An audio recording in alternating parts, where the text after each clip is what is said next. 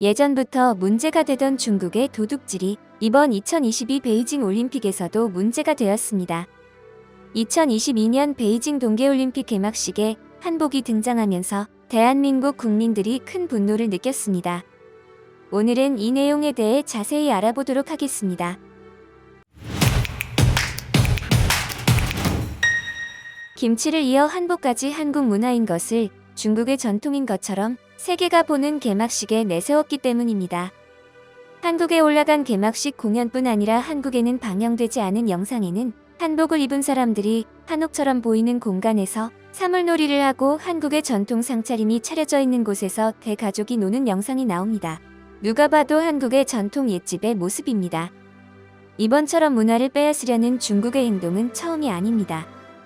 2년 전 세계적으로도 알려진 김치를 중국의 것이라며 잘못된 정보를 알린 사건이 있었습니다. 2020년부터 중국은 김치가 중국의 파오차이를 한국이 훔쳐 이름만 바꾼 것이라는 말도 안 되는 소리를 하고 있는 것입니다. 중국의 대표적인 위키인 바이두 백과에 들어가 보면 김치의 기원을 중국어로 서술하고 있는데 명칭을 파오차이로 표기했고 구글 번역기와 캠프리지 중 영사전에도 김치의 설명을 중국어로 한국어 파오차이라고 정의되어 있습니다. 또한 중국에서는 외국인들에게 어필할 수 있는 유튜브를 적극적으로 이용 중인데 실제로 잘못된 정보를 본 외국인이 받아들일 우려가 있습니다. 중국 기업과 관계를 맺고 있었던 한국의 한 먹방 유튜버는 김치와 쌈은 한국 요리라는 발언을 했는데 이 이후로 중국의 간섭을 받아 계약이 해지된 사건이 있습니다. 중국이 문화 왜곡에 적극적으로 나서고 있다는 증거 중 하나입니다. 중국의 중앙정법위원회의 소셜미디어 계정 장안검에서 한국 측이 한복, 김치, 단어로 다투는 것은 문화에 대한 자신감이 없기 때문이라고 조롱했으며 이제는 김치는 중국 5,000년 역사의 음식이라고 주장을 했습니다. 하지만 한복, 김치, 단어를 이용해 먼저 시비를 거는 것은 항상 중국 측입니다.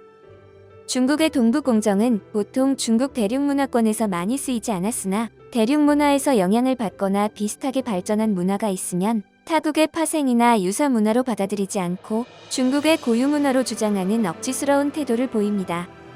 그래서 이런 논리 때문에 김치를 같은 절임이라는 공통점을 가진 파오차이의 일부라거나 그 외에도 저고리가 들어간 한복, 일본의 오비조차 중국의 것이라는 주장이 나오고 있는 것이고 중국의 조선족의 경우는 당연히 한국 문화가 익숙하고 그를 따르다 보니 김치를 먹는데 이걸 가지고 김치는 중국 연변 지역의 전통 문화라고 주장하고 있습니다.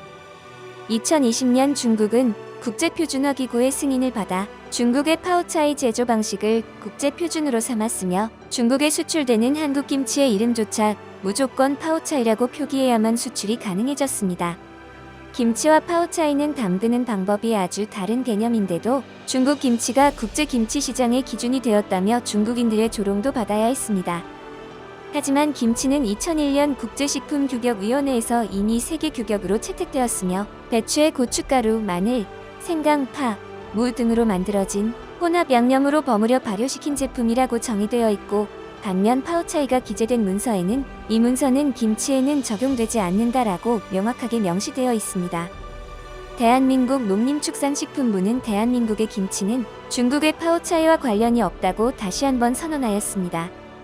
다행히도 최근 우리나라와 중국 간의 김치 한복 등을 둘러싼 종주국 논란이 이어지고 있는 가운데 한국이 김치 종주국임을 천명한 김치의 날을 제정했습니다. 김치의 날은 김치의 가치와 우수성을 알리기 위해 지난 2020년 우리나라에서 처음 제정된 법정 기념일로 이후 지난해 8월 캘리포니아주 의회가 미국에서 처음으로 미국판 김치의 날 제정을 의결했습니다. 유네스코가 김치 준비 보존 과정인 한국의 김장을 무형문화유산으로 인정한 사실과 매년 11월 22일을 버지니아주 김치의 날로 제정한다는 내용도 명시되어 있습니다. 이번 버지니아주 의회의 김치의 날 제정의 결과 김치의 역사, 건강식품으로서 김치의 우수성을 인정하고 한국이 김치 종주국임을 명시한 결의문을 인정하므로 한국이 김치 종주국임을 재확인시켜주고 미국 전역에 알리는 계기가 될 것입니다. 김치의 사건이 조용해지기도 전에 세계적 자리에서 문화 도둑질을 시도한 중국의 태도에 우리나라 국민은 크게 분노하고 있습니다.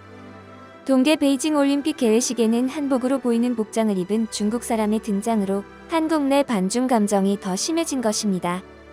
아무리 자국에서 개최한다 하더라도 아시아권의 보편적인 문화를 중국만의 문화인양 소개하는 것은 문화 패권주의적 사고방식이자 올림픽 정신에도 위배되는 행위입니다. 여러 정황을 통해 중국이 문화 공정을 펼쳐온 것을 알 수 있습니다. 12일 중국 최대 포털 사이트 바이두에 한복을 검색하면 한푸라고 나오는데, 바이두는 한복은 한푸에서 기원했다는 잘못된 사실을 기록했으며, 조선족 복식은 중국 조선족의 전통 민속으로 중국 국가급 무형 문화재 중 하나라고 소개하는 등 한국의 문화를 잘못 전달하고 있습니다. 중국의 개념 없는 행동에 맞서 여러 공인들이 반대 의견과 대항하는 태도를 보이고 있습니다.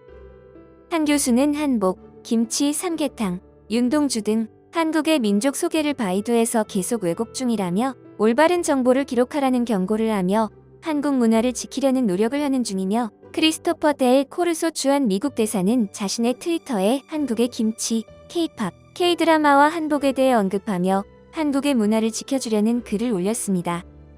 또한 2022 베이징 동계올림픽부터 이어진 중국의 한복 공정과 관련해 SNS에선 국민들의 한복 챌린지가 유행인데, 김치, 아리랑, 한복까지 자신들의 문화라 주장하는 중국에 항의하는 의미에서 진행되는 챌린지입니다. 방탄소년단 멤버 슈가와 소녀시대 멤버 효연 등의 연예인들도 잇따라 SNS에 한복을 입은 사진을 올리며 한복이 한국의 것이라는 것을 강조했습니다. 이러한 소신 있는 K-팝 스타들의 행동에 중국인들은 많은 비난을 하며 악플을 달고 있습니다. 중국이 한복 공정 논란에 대응하는 국내 SNS 운동을 두고 한중 간의 교류를 촉구하며 한복을 둘러싼 오해를 풀어야 한다고 하면서도 한국이 유독 중국의 한복 착용에 비판적이라고 했습니다. 국민 MC인 유재석 또한 중국인들의 비난을 피할 수 없었습니다. 런닝맨으로 인해 중국의 시청자들이 많아지면서 유재석 또한 중국의 팬들이 많은데, 올림픽의 영향과 지난해 방송에 입었던 한복이 문제가 되어 지난해 한복이 한국의 전통 문화임을 분명히 드러내며 한복을 입고 방송한 것에 대해 중국의 비난을 받고 있습니다. 그러면서 한국은 중국에 대한 경제 의존도가 높으므로 전통 문화로 반중 정서를 자극하는 것은 좋지 않을 것이라고 주장하기도 했습니다. 한복과 한푸는 명백하게 다른 옷으로 두 옷은 구조와 모양이 다르며 옷에 담긴 의미마저도 다른데, 이런 차이에도 불구하고 중국이 한복 공정에 나선 태도는 상대 문화에 대한 존중 부족에서 생긴 일입니다. 한복 공정에 대응하는 방법은 여러 가지가 있겠지만 우리나라부터 우리 문화에 대해 주인의식을 가지는 게 중요합니다. 한복에 관심을 갖고 문화를 사랑하며 실생활 속에서도 실용적으로 입을 수 있도록 한복 문화를 발전시켜야 하는 것입니다. 다행히 요즘 MZ세대에서는 평상복으로도 한복이 소비가 되기 시작하고 있습니다. 생활 속에서 어느 정도 입을 수 있을 정도로 한복의 이미지 개선이 이루어지고 있으며, 젊은 디자이너들의 한복에 대한 관심으로 트렌디한 한복이 제작되며 특히 방탄소년단과 블랙핑크 등의 셀럽들이 한복을 입는 모습을 보이며 관심을 받고 있습니다. 올바른 태도와 관심으로 한국의 문화를 지킬 수 있도록 해야 하며 중국도 각 나라의 문화를 존중해 줄 필요성이 있습니다. 국민들의 반중 정서만 깊어지게 만든 올림픽이었지만 올바른 해결책을 찾아 원만하게 해결할 수 있어야 합니다. 오늘 준비한 소식 마치겠습니다. 여러분의 소중한 의견을 남겨주세요. 바쁘시더라도 구독과 좋아요 부탁드립니다.